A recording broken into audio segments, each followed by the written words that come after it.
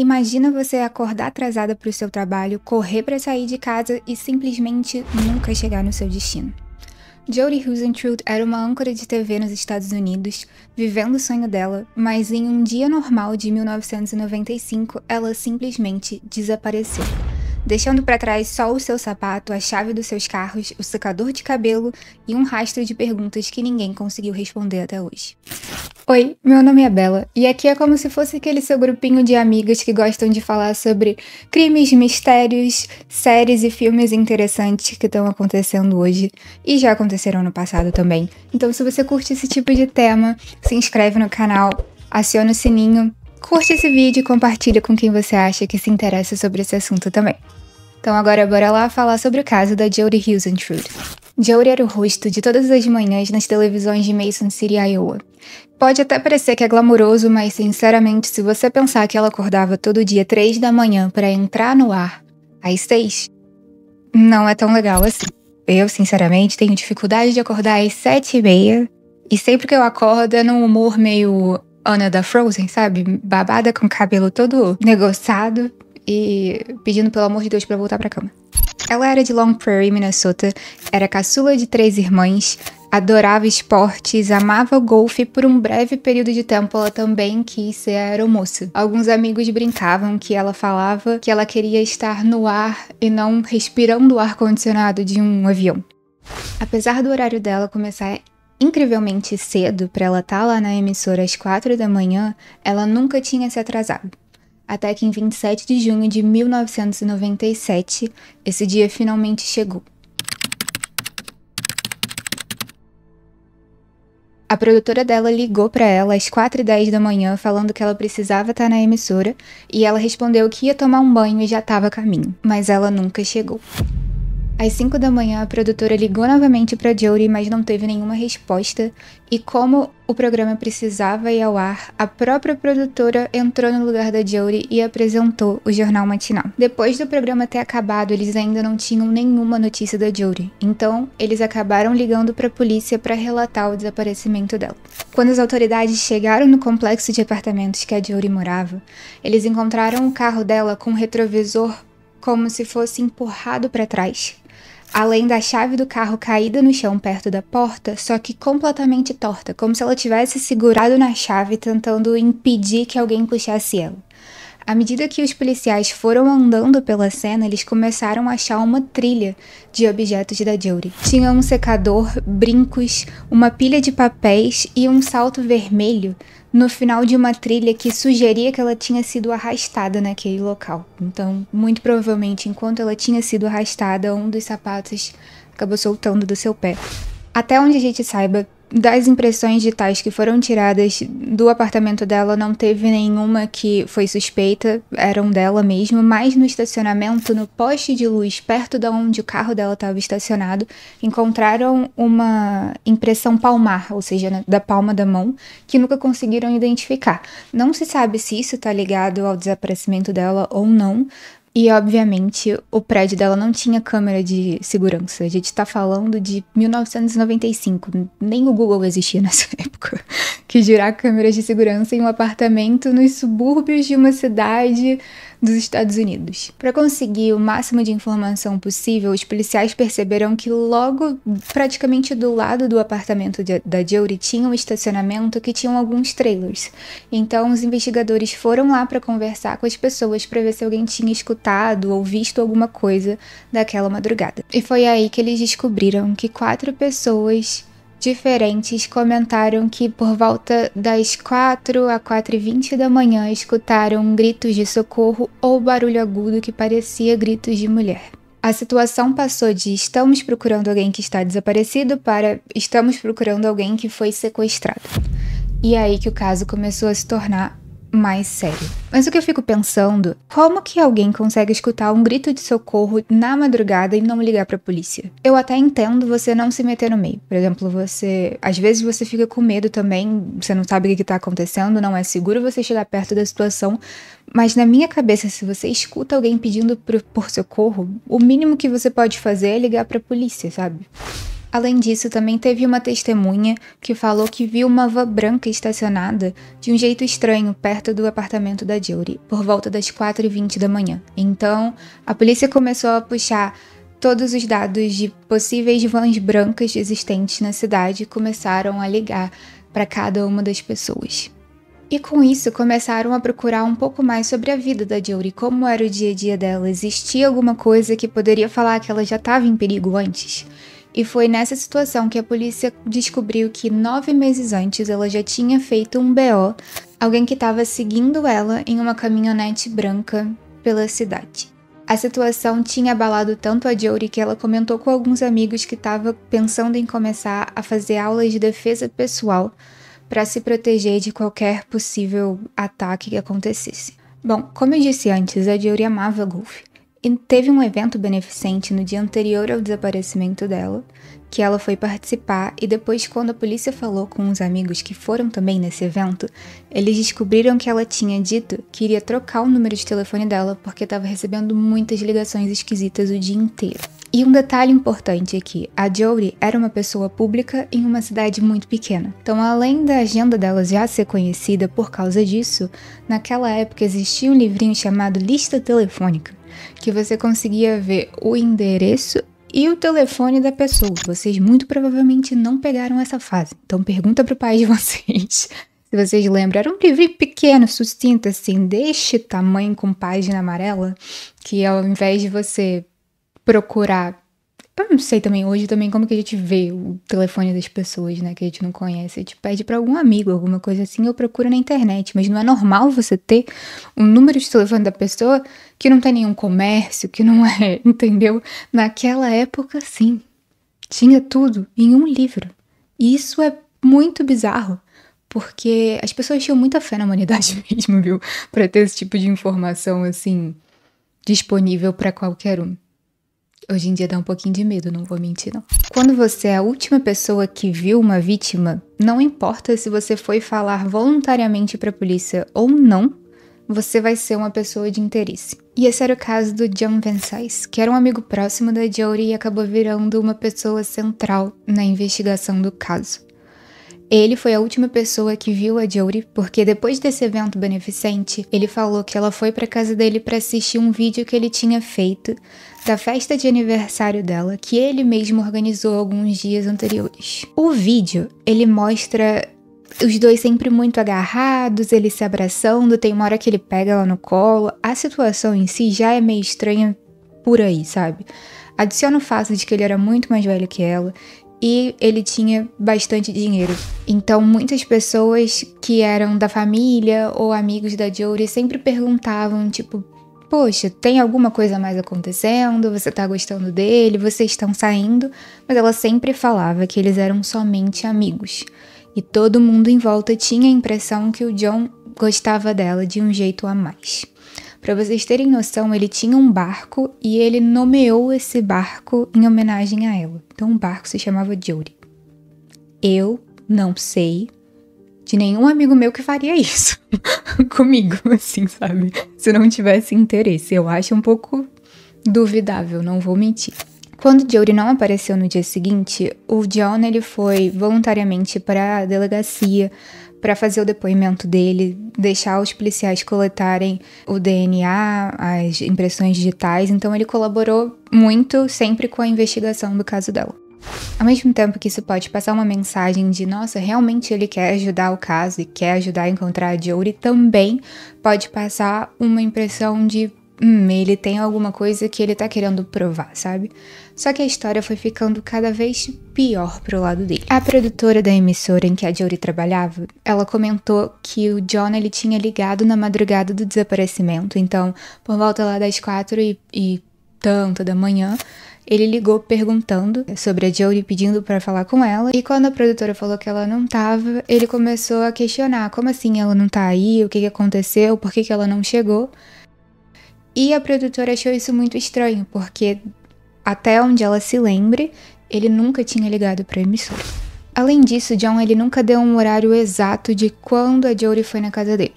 Ele falou com a polícia e insistiu que tinha sido logo depois do evento. Algumas provas evidenciam que a Jodie saiu do evento por volta das 8, no máximo ali 8h05, e do evento até a casa do John eram 9 minutos de carro. O vídeo do aniversário tem 20 minutos. E os registros telefônicos da Jodie mostram que ela fez uma ligação de casa, porque sim, naquela época quase ninguém tinha celular, era muito raro. Então era telefone fixo, e de preferência aqueles de fio, assim.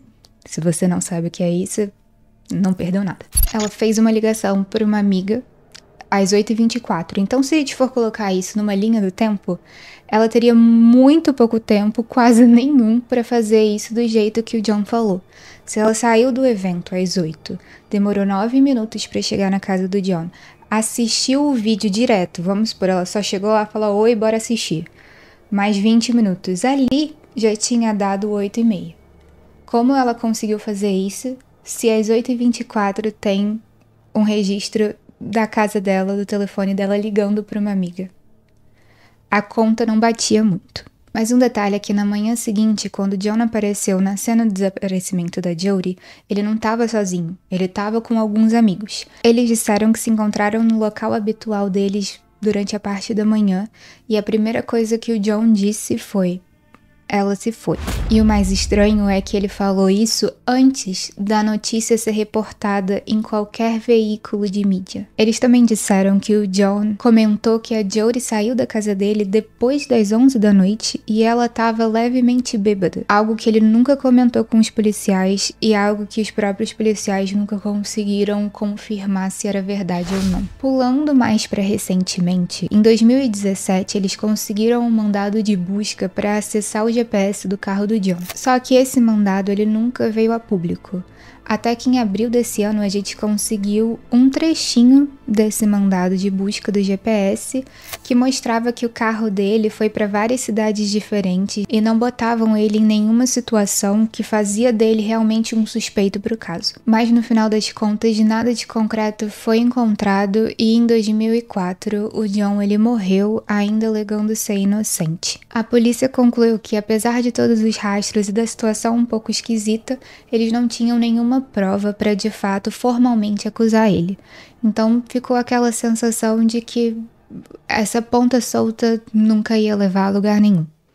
Nos Estados Unidos existe um programa de TV chamado 2020. É um programa que ele fala sobre casos de sequestro e em 2021 eles fizeram um episódio que era sobre o caso da Jodie Huisentruit. A importância desse episódio foi muito grande porque trouxe à tona algumas pistas novas que a polícia podia seguir para tentar descobrir o que tinha acontecido com a Jodie. Em 2017, 22 anos depois da Jodie ter desaparecido, uma das suas melhores amigas mandou um e-mail para a polícia falando: olha, dá uma olhadinha no meu ex-marido porque eu acho que ele pode ter alguma coisa a ver com o desaparecimento da Jodie. Só que esse e-mail ele simplesmente nunca foi levado em consideração pela polícia naquela hora. E quando a Patty ela viu esse episódio, acendeu alguma coisa dentro dela que ela pensou, cara, eu tenho que enviar esse e-mail novamente para a polícia.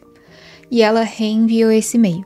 E dessa vez a polícia considerou o e-mail dela como uma pista importante e de fato começou a investigar sobre seu ex-marido, o Brad Miliband. Os investigadores, depois de ler o e-mail da Patty, ligaram para os produtores desse programa, falaram que iam voltar a investigar sobre esse caso, porque eles acharam que poderiam ter novas pistas. Foi aí que ele descobriu que nos arquivos da investigação ele tinha uma espécie de sketch de um suspeito que foi visto em frente ao apartamento da Jodie 2 dias antes do desaparecimento. Esse sketch ele foi esquecido dentro dos arquivos do caso porque na época ninguém conseguiu identificar ele com nenhuma das pessoas que foram sendo investigadas ao longo do tempo. Só que tudo isso mudou quando o investigador viu a foto do ex-marido da Patty. O Brad e a Patty eles se casaram em março de 94 e foi um casamento assim bem excêntrico. Porque tinha acontecido um especial do Valentine's Day que foi uma pessoa em um shopping casar vários casais e eles eram um desses casais. Foi nesse dia do casamento que o Brad conheceu a Jodie. A Jodie estava lá como uma das melhores amigas da Patty e uma das amigas de infância dela comentou que lembra de leve de ter visto o Brad e como ele tinha de certa forma, assim, se encantado com a Jodie. Nada de estranho aconteceu, o casamento foi continuando e a Patty começou a ver que o Brad tinha certos problemas com bebida e quando ele bebia, ele ficava muito mais agressivo. No outono de 94, ou seja, alguns meses depois deles terem se casado, o Brad ele já foi para uma clínica chamada New Beginnings para começar a tratar do problema dele com o álcool. E em dezembro do mesmo ano que eles se casaram, eles já tinham dado início ao divórcio. E a dissolução do casamento foi de fato assinada 4 dias antes do desaparecimento da Jodie. O Brad ele trabalhava com vendas e o meio de transporte dele era uma van branca que batia com a descrição da van vista perto da casa da Jodie. Exatamente, a cor, o modelo, a marca da van, era tudo igual. Então, isso começou a levantar uma suspeita para os policiais que finalmente sentaram para conversar com Brad. Ele, desde o início, foi muito solícito com a polícia e também começou a compartilhar certas informações que a polícia não sabia até aquele momento. Ele sempre se declarou inocente, mas falou que em algum momento, em algum dia, no outono de 94, ele chegou sim a ligar para a casa da Jodie e buscou ela para levar ela para jantar, ou seja, ele sabia onde ela morava. E o investigador particular que tinha sido contratado pela família também descobriu que a Jodie ligou para Patty em dia 5 de junho de 95, falando que o ex dela estava tentando entrar em contato com a Jodie, o que tinha sido uma situação muito estranha. Alguns anos depois, para ser mais exata, 10 anos depois do desaparecimento da Jodie, o Brad ligou para a ex-mulher perguntando se ela sabia que dia era, falando que fazia 10 anos que a Jodie tinha desaparecido. Só que um detalhe muito importante é que até aquele momento, depois que eles se divorciaram, aquele tinha sido o primeiro contato que o Brad teve com a sua ex-mulher Patty. Então a situação é muito estranha, é muito suspeita, mas novamente a polícia não conseguiu encontrar nenhuma prova que ligasse ele ao crime suficientemente para ele ser acusado de alguma coisa. Durante os anos, várias pessoas de interesse foram indo e vindo dos olhos da polícia, mas uma pessoa em particular chamou bastante atenção no ano de 1997. E o nome dele era Tony Jackson, um estuprador em série. 4 mulheres aterrorizadas em suas próprias casas, presas com fita e estupradas repetidamente.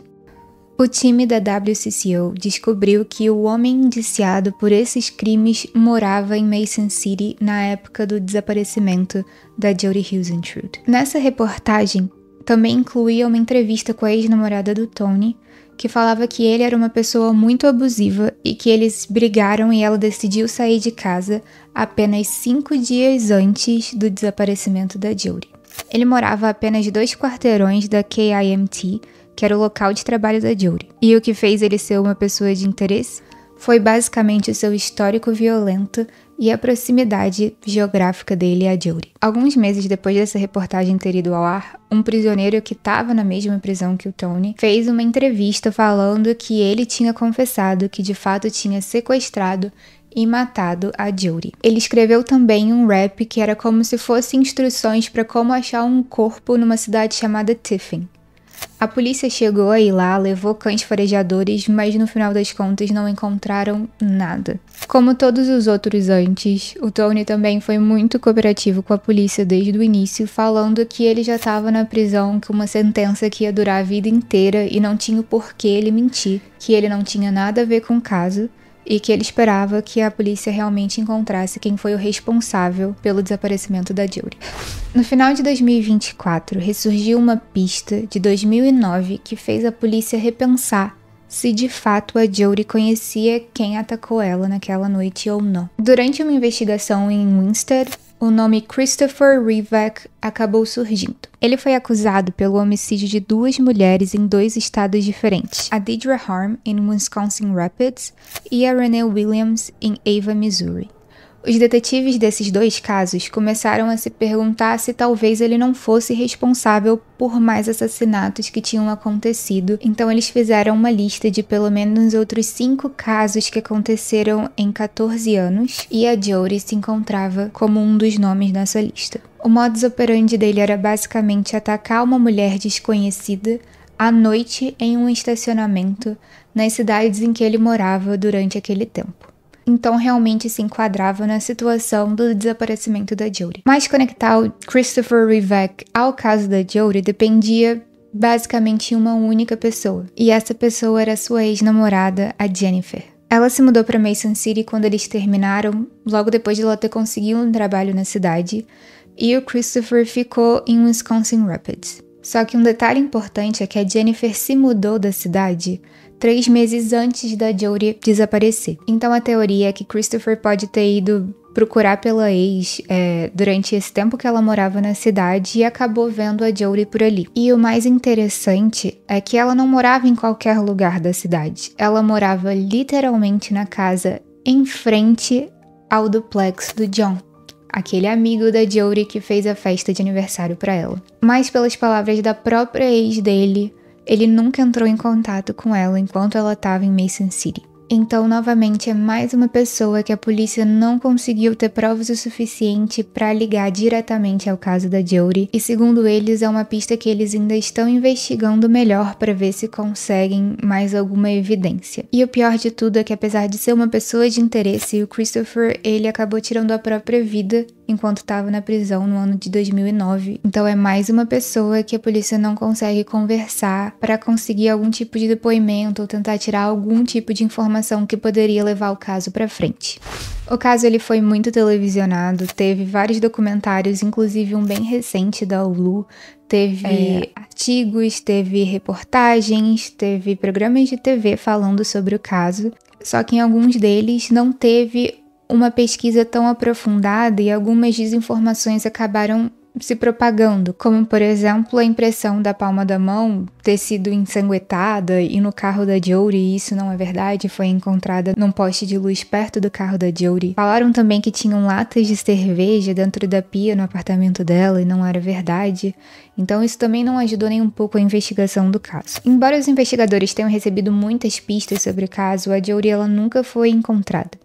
E em 2001 ela foi oficialmente declarada como morta. Apesar disso, a família, amigos e a própria polícia local nunca desistiram de encontrar a Jodie.